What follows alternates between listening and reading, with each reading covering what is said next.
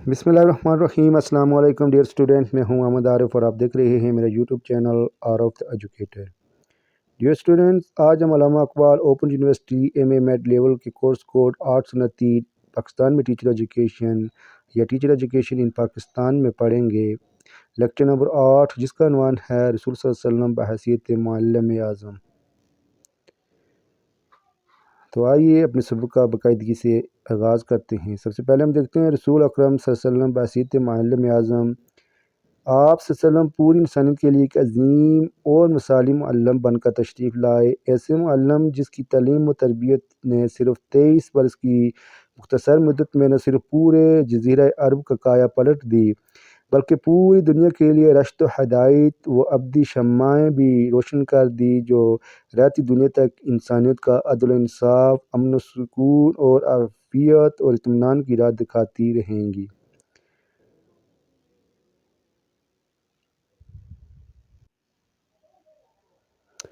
रसूल पाक सल्लल्लाहु अलैहि वसल्लम की बइसत का मकसद तालीम किताब हिकमत।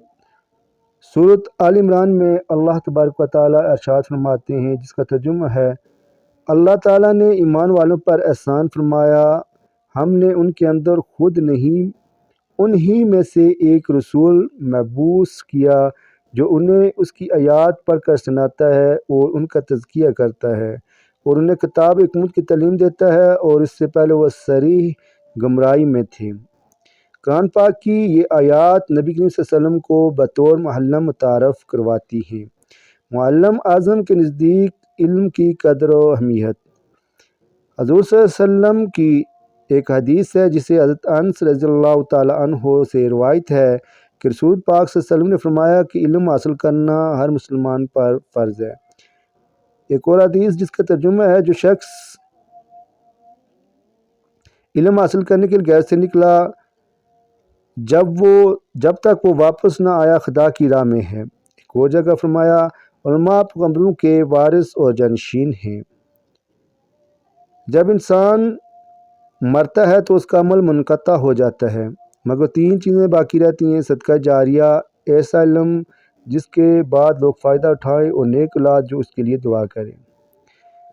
इल्म का फ़रोग़, इल्म एक दौलत है और उसका दौलत का फ़ायदा उसी वक्त मुतसव्वर हो सकता है जब उससे माशरे को इनफरादी और इज्तिमाई तौर पर फ़ायदा हो।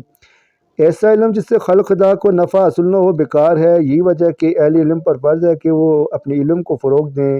हज़रत सल्लल्लाहु अलैहि वसल्लम भी अहले इल्म पर वाजिब ठहराया कि वो इल्म की इशाअत करें। आप सल्लल्लाहु अलैहि वसल्लम ने इल्म के छुपाने को हराम करार दिया, चुनाचे तालीम फैलाने का यही एहसास था जिसने आप सल्लल्लाहु अलैहि वसल्लम को मुख्तलिफ़ तरीक़े इख्तियार करने पर आमादा किया। आप सल्लल्लाहु अलैहि वसल्लम के पास वफ़ूद आते, आप सल्लल्लाहु अलैहि वसल्लम उन्हें इस्लाम की तालीम देते, अपने सहाबा किराम रज़ियल्लाहु तआला अन्हुम में से बाज़ को मुअल्लिम व मुबल्लिग़ बनाकर भेजते, ख़ुतूत अरसाल फरमाते, कभी खुद कबाइल और अफ़राद तक पहुँचते और कभी अपने साथी को भेजते।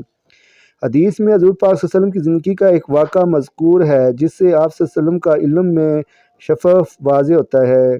हज़रत अब्दुल्लाह बिन उमर रज़ियल्लाहु तआला अन्हु फरमाते हैं कि एक मरतबा हज़ूर सल्लल्लाहु अलैहि वसल्लम मजलिस में मुनअक़िद मजलिस में से गुज़रे। उन दोनों में से एक इबादत और एक दुआ में मसरूफ़ थी, दूसरी तालीम और तअल्लुम में। आप सल्लल्लाहु अलैहि वसल्लम मजलिस में बैठ गए जो इल्मी मुज़ाकरे में मसरूफ़ थी। आपने फरमाया, मुझे मुअल्लिम बनाकर भेजा गया, और एक और मौके पर फरमाया कि जब तालिब इल्म को असूल इल्म में मौत आ जाए वो शहादत की मौत मरेगा। हज़रत सल्लल्लाहु अलैहि वसल्लम का तरीक़ा तदरीस। मुअल्लिम आज़म के तरीक़ा तदरीस के अहम नुकात हम ज़ैल में देखेंगे। तशरीह मुतालब और तशरीह किरदार। आप सल्लल्लाहु अलैहि वसल्लम कुरान पाक की तिलावत फरमाते और उसके अल्फाज और मैंने की दुरुस्त ताबीर फरमाते। अगर कहीं उलझन पेश आती तो उसे दूर फरमाते। मस्जिद नबी सल्लल्लाहु अलैहि वसल्लम की तमीर के साथ ही आपने सफ़ा का चबूतर बनवाया। आपने मस्जिद को ही मुसलमानों की रूहानी, इल्मी, इज्तिमाई, सियासी, गैर ज़िंदगी के तमाम शोबों का मरकज़ बना दिया। उसके साथ सफ़ा एक अकामती दरसगाह की हैसियत रखता था। मस्जिद नबी के अलावा मदीना मुनव्वरा में दीगर मसाजिद का भी पता चलता है। इन सब मसाजिद में मुसलमानों की तालीम व तरबियत का बड़ा एहतमाम था। तालीम व तरबियत तलक़ीद नमूने के ज़रिए। انسان عادت و اتوار کی تربیت کا ایک فطرتی طریقہ ہے، چنانچہ بچہ جو کچھ اور جس طرح اپنے ماحول کے بڑوں اور بچوں کو کرتا دیکھتا ہے وہ اس کی نقل کرتا ہے اور اسی طبع کے افعال دہراتا ہے۔ اس کو ماہرین کے ہاں لرننگ کہتے ہیں۔ اخلاقی تربیت نشوونما پر جدید ترین تحقیقات سے پتہ چلتا ہے کہ تلقین نمونہ تمام عمر کے افراد کے لیے مؤثر ترین طریقہ ہے۔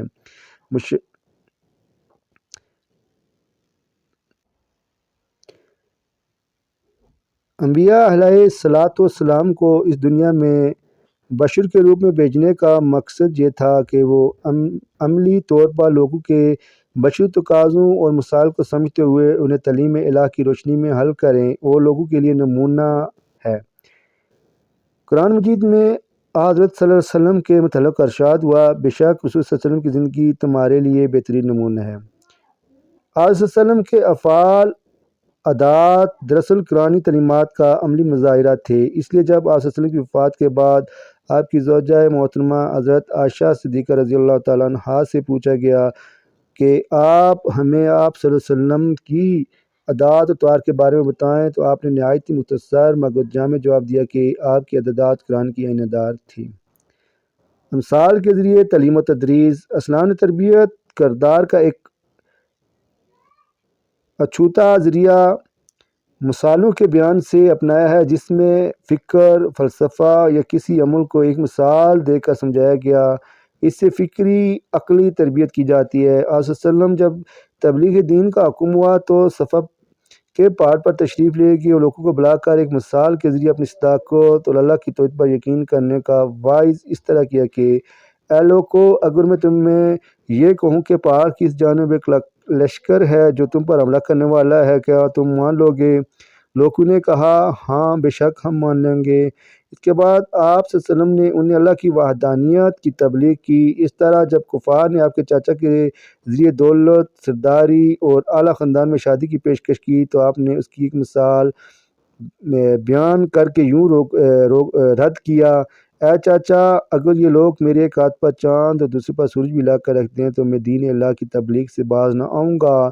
قرآن کریم میں خاص طور پر جہاں ایسے حقائق کا بیان ہے جو عام مخصوصات یا طبی کائنات سے ماروا، جیسے عالم بالا، آخرت کی زندگی، پھر نفسیاتی وسائل، جذبات، احساسات، قلبی رجحانات، ذہنی کیفیات، کفر میں کیے ہوئے اعمال، خدا کا نور، باطن خداؤں کا پکارنا، منافقین کے اعمال وغیرہ، تو اللہ تعالیٰ نے انہیں ٹھوس اور واضح مثالوں سے سمجھایا ہے کہ تاکہ ان کے مفہوم کو مخاطبین کے ذہن میں اچھی طرح سمویا جا سکے۔ دلچسپی کا عنصر حضرت صلی اللہ علیہ وسلم کی تعلیم کی سب سے بڑی خوبی یہ تھی کہ آپ صلی اللہ علیہ وسلم اسے اس طرح جاری رکھتے کہ طالب علم اکتاہٹ محسوس نہ کرے۔ جب تک تعلیم اپنی خوشی سے حاصل نہ کی جائے مطلوبہ نتائج حاصل نہیں ہوتے۔ اس لیے آپ صلی اللہ علیہ وسلم دوران تعلیم کوئی ہلکی پھلکی پرمزاح بات بھی کہہ دیتے جس سے دلچسپی برقرار رہتی۔ اس طرح واعظ میں کئی دنوں کا وقفہ کرتے، کیونکہ اگر اچھی بات میں بار بار سنی جائے تو طبیعت کچھ اس کی عادی ہو جاتی ہے اور زیادہ اثر قبول نہیں کرتی۔ مخاطب کے ذہنی معیار کے مطابق تعلیم آپ صلی اللہ علیہ وسلم کی خصوصیات یہ بھی تھی کہ آپ صلی اللہ علیہ وسلم مخاطب کے ذہنی معیار کو ہمیشہ مد نظر رکھتے۔ عام طور پر محلوں میں بہت مشکلات، اصلاحات وغیرہ سے لوگوں کو مرغوب کرنے کی کوشش کرتے ہیں اور سمجھتے ہیں کہ انہیں عام لوگوں کی سطح پر بات نہیں کرنی چاہیے، لیکن حضور صلی اللہ علیہ وسلم کے طریقہ تعلیم میں یہ بات صاف طور پر دکھائی دیتی ہے کہ آپ کا بڑا مقصد یہی تھا کہ لوگ آپ صلی اللہ علیہ وسلم کی بات سمجھ سکیں، اور آپ کے پاس دیہاتی، شہری، ان پڑھ، تجربہ کار، کم عقل، ذہین دونوں طرح کے لوگ آتے تھے۔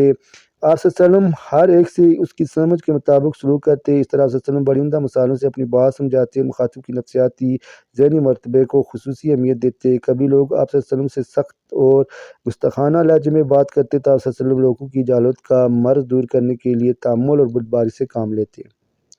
ٹھہر کر بات کرنا حضور پاک صلی اللہ علیہ وسلم جب تعلیم دیتے تو آہستہ آہستہ اور ٹھہر کر بات کرتے تاکہ سامع پوری طرح بات کے سمجھ جائے۔ بعض اوقات آپ صلی اللہ علیہ وسلم اپنی بات کو 3 بار دہراتے تاکہ اچھی طرح سمجھ لی جائے، یاد ہو جائے۔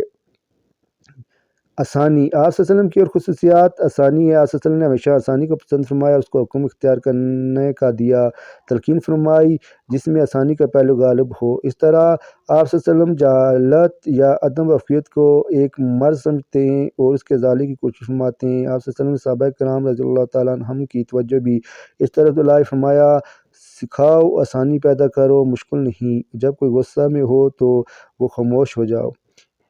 معلم کا انکسار بطور معلم آپ صلی اللہ علیہ وسلم کی خوبی آپ صلی اللہ علیہ وسلم کا انکسار بھی ہے۔ اگرچہ آپ اللہ صلی اللہ علیہ وسلم کو اللہ تعالیٰ سے براہ راست نم کلام ہونے کا شرف حاصل تھا، آپ صلی اللہ علیہ وسلم کو اللہ تعالیٰ نے حقیقی علم عطا ہوا تھا، اللہ تعالیٰ سے حقیقی علم عطا ہوا تھا۔ اس کے باوجود آپ صلی اللہ علیہ وسلم نے نہ کبھی غرور کیا اور نہ کبھی تکبر۔ جب آپ صلی اللہ علیہ وسلم صحابہ کرام رضی اللہ تعالیٰ عنہ سے خطاب فرماتے تو بہت نرم لہجے میں بات کرتے۔ آپ کی حیثیت ایک رحیم مشفق باپ کی سی تھی۔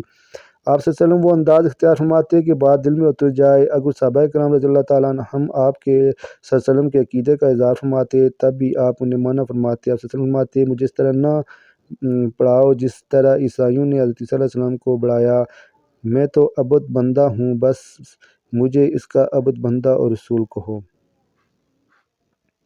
مناسب اور پرکشش سوال۔ رسول صلی اللہ علیہ وسلم کی تعلیم میں دلچسپی پیدا کرنے اور طلباء کو اپنی جانب متوجہ کرنے کے لیے جہاں اور بہت سے طریقے اختیار فرماتے وہیں بعض اوقات مناسب اور پرکشش سوال سے بھی ابتدا فرماتے جس سے ان کی پوری توجہ آپ کی جانب مبذول ہو جاتی۔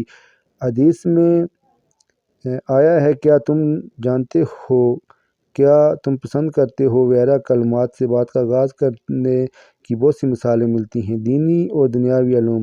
رسول صلی اللہ علیہ وسلم صرف دینی تعلیم پر توجہ نہیں دیتے بلکہ دیگر شعبۂ علوم میں سے مفید دنیاوی علوم کو بھی مد نظر رکھا۔ دوسری زبان سیکھنے اور بعض جنگی علوم اور ان کی تربیت حاصل کرنے کے لیے رسول صلی اللہ علیہ وسلم نے بعض حضرات کو خاص طور پر مأمور فرمایا۔ تو ڈیئر اسٹوڈنٹس، یہ تھا آج کا ہمارا لیکچر، اختتام پذیر ہوا۔ امید کرتا ہوں کہ یہ آپ کے لیے مفید ہوگا اگر آپ نے اسے پورے توجہ و دماغ کے ساتھ سنا ہوگا۔ دعا ہے کہ اللہ تعالیٰ زندگی کے ہر میدان میں آپ کو کامیابی اور کامرانی عطا فرمائے اور ناکامی کبھی آپ کے پاس سے ہو کر بھی نہ گزرے۔ وما توفیقی الا باللہ۔ السلام علیکم، خدا حافظ۔